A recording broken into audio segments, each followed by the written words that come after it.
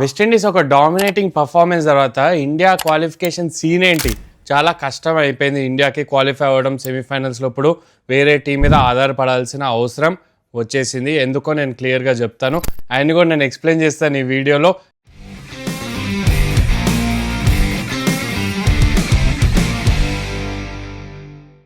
But West Indies versus Zimbabwe match ఒక్కసారి డీటెయిల్డ్గా మాట్లాడతాను, వినండి.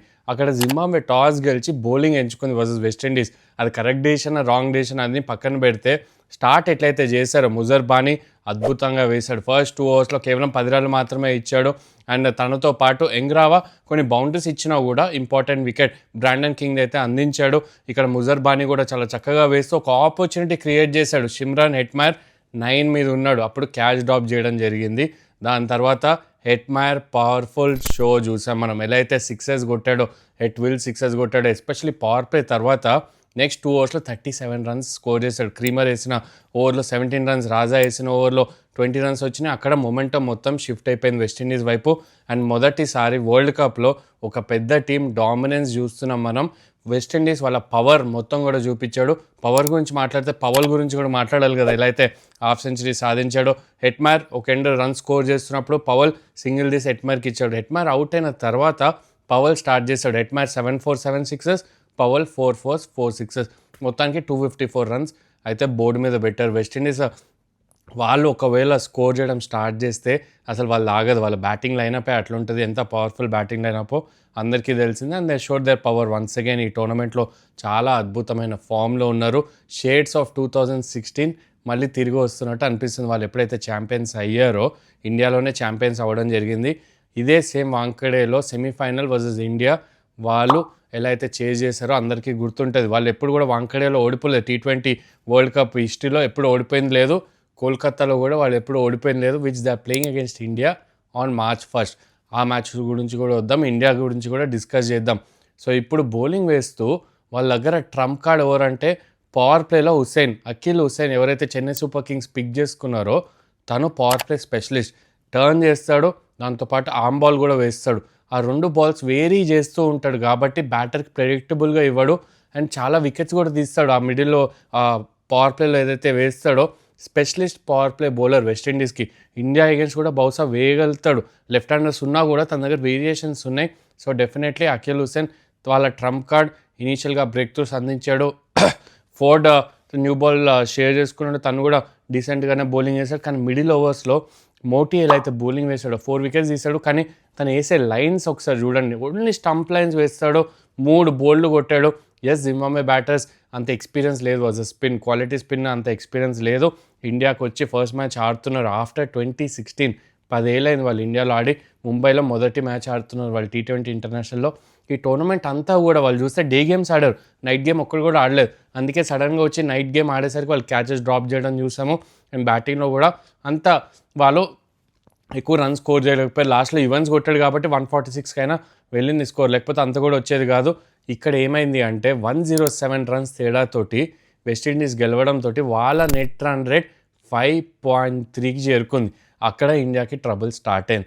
ఎప్పుడైతే అంత మార్జిన్ తోటి వెస్టిండీస్ గెలిచిందో, ఇప్పుడు ఇండియా సినారియో ఏంటో నేను చెప్తాను, వినండి.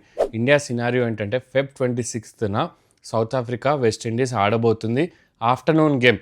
అదే రోజు India versus Zimbabwe night game ఉండబోతుంది.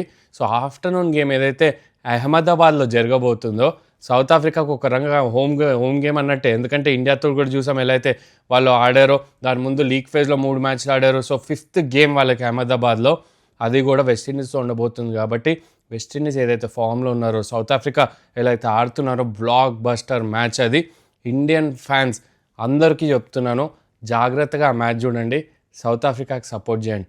రీజన్ ఏంటంటారా, సౌత్ ఆఫ్రికా ఒక మ్యాచ్ గెలిచింది, వెస్టిండీస్ ఒక మ్యాచ్ గెలిచింది. మీరు అందరూ అనొచ్చు, మరి West Indies higher net run rate ఉంది కదా, వెస్టిండీస్ గెలిస్తే సౌత్ ఆఫ్రికా అవుట్ అయిపోతుంది, ఇండియా నెక్స్ట్ 2 మ్యాచెస్ గెలిస్తే ఇండియాకి ఛాన్స్ ఉండొచ్చు కదా అని మీరు అందరు క్వశ్చన్ అడగచ్చు. కానీ ఇక్కడ ఏంటంటే జింబాబ్వే ఇండియాతో ఆడుతుంది. Last match south Africa will play Zimbabwe. So మనం ఎట్లయితే ఇప్పుడు టేబుల్ ఉందో అండ్ టీమ్స్ ఏదైతే మనం క్యాలిక్యులేట్ చేస్తున్నామో, there are high chances that South Africa will beat Zimbabwe by a good margin. So South Africa ఒకవేళ వెస్టిండీస్తో గెలిస్తే ఇండియాకి చాలా మంచిది.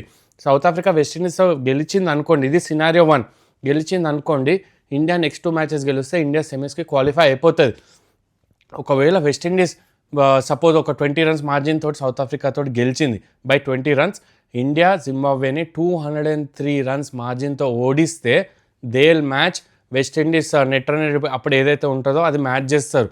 లేకపోతే వెస్టిండీస్కి హయ్యర్ ఛాన్సెస్ ఉంటుంది క్వాలిఫై అవ్వడానికి. నెట్ రన్ మార్జిన్ ఏదైతే చెప్తున్నానో 203 ఉంది కదా, ఒకవేళ జింబాబ్వేతో 150 రన్స్తో గెలిచిన వెస్టిండీస్తో 50 రన్స్తో గెలిస్తే వాళ్ళ నెట్ రన్ కొంచెం తగ్గుతుంది, ఇండియాది కొంచెం బెటర్ అవుతుంది. సో అలా క్యాలిక్యులేట్ చేసుకోవాలి ఇండియా.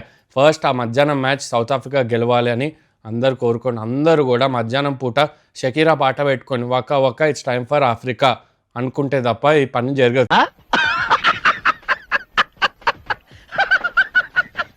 సెమీఫైనల్ స్పాట్ కొంచెం రిస్క్లో ఉంది కాబట్టి సౌత్ ఆఫ్రికా మీద డిపెండ్ అవ్వాల్సిన అవసరం డెఫినెట్గా టీమిండియాకు ఉంది. లేదు అంటే ఫస్ట్ బ్యాటింగ్ చేయాలి వర్సెస్ జింబాబ్వే. ఒకవేళ వెస్టిండీస్ ఆ మ్యాచ్ గెలిస్తే మనం జింబాబ్వే అగైన్స్ ఫస్ట్ బ్యాటింగ్ చేసి 250+ స్కోర్ చేసి ఒక 140-150 మార్జిన్తో గెలిస్తే వెస్టిండీస్ తోటి ఆన్ ఫస్ట్ మ్యాచ్ మనకు ఒక క్యాలిక్యులేషన్ వచ్చేస్తుంది.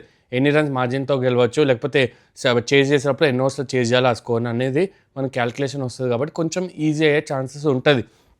జింబాబ్వేతో సెకండ్ బ్యాటింగ్ చేస్తే వెస్టిండీస్ నెట్ రన్ రేట్ మనం క్యాచ్ చేసే అవకాశాలు చాలా తక్కువ ఉంది, క్లోజ్ అయ్యే అవకాశాలు కూడా తక్కువ ఉంది. కాబట్టి India should bat first on 26 irrespective of whatever happens. ఒకవేళ సౌత్ ఆఫ్రికా గెలిస్తే వెల్ అండ్ గుడ్, ఒట్టి మ్యాచ్ గెలవడానికి ఆడొచ్చు అగైన్స్ జింబాబ్వే. ఎందుకంటే నెట్ రన్ రేట్ అప్పుడు ప్లేలోకి రాదు, 2 మ్యాచ్లు గెలిచామా will be through to the semis. కాబట్టి సో ఇవన్నీ క్యాలిక్యులేషన్స్ మ్యాథ్ అన్నీ కూడా ఇన్వాల్వ్ ఉంది. కాబట్టి group 1 South Africa, West Indies, India, Zimbabwe చాలా చాలా ఎక్సైటింగ్గా మారింది. కొంచెం ఇండియాకి హార్ట్ బ్రేక్ అయ్యే అవకాశం ఉంటుంది. ఒకవేళ సౌత్ ఆఫ్రికా ఓడిపోతే it will be on India, చాలా టఫ్ టాస్క్ ఉంటుంది. You never say never with Indian team ఏదైతే ఉందో. ఎస్, లాస్ట్ మ్యాచ్ సౌత్ ఆఫ్రికాతో ఓడిపోయారో, ఎలా అయితే ఓడిపోయారో that was really heartbreaking. ఆ margin of runs will come back to haunt India లాగా నాకైతే అనిపిస్తుంది. ఇప్పుడు ఒకవేళ వెస్టిండీస్ గెలిస్తే India should go all out, మొత్తం ఫైర్ పవర్ పెట్టుకొని వెళ్ళాలి. సంజు శాంసన్ ఆడిపియాలి, top of the order Abhishek Sharma, Ishan Kishan, Sanju Samson, Tilak ప్లేస్లో సంజు ఆడేయచ్చు. వాళ్ళు ఆల్ అవుట్ వెళ్ళాలి, ఇంకా సేఫ్ ఆడే అక్కడ స్కోప్ లేదు. 250+ స్కోర్ చేయాలి, మంచి మార్జిన్తో గెలవాలి. తర్వాత వెస్టిండీస్ మ్యాచ్ క్యాలిక్యులేషన్స్ చేసుకోవచ్చు, నెట్ రన్ రేట్ ఎంత ఉంది అనేది. That should be the game plan. Hopefully South Africa ఆ మ్యాచ్ గెలవాలి. They will do India lot of favour ఒకవేళ ఆ మ్యాచ్ గెలిచారంటే. కాబట్టి so 26 is the day. South Africa గెలవాలి, ఇండియా గెలిస్తే the hopes of semifinal will be alive. March 1న అప్పుడు వెస్టిండీస్ తోటి గెలిచి ఇండియా సెమీఫైనల్ రీచ్ అవ్వచ్చు.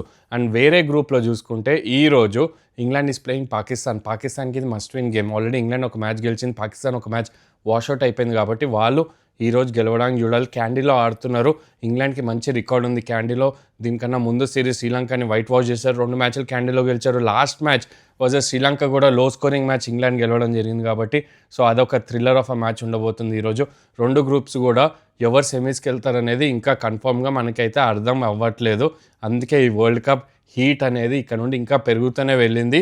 ఇండియాకి కొంచెం సమస్య అయితే ఉంది, సౌత్ ఆఫ్రికా మీద చాలా డిపెండ్ అవుతున్నారు. కాబట్టి let's wait and watch. Feb 26న ఏం జరగబోతుంది, నేను అప్డేట్స్ అయితే ఇస్తూ ఉంటాను. మీకేమైనా క్వైరీస్ ఆర్ డౌట్స్ ఉంటే కమెంట్ చేయండి. Thank you for watching.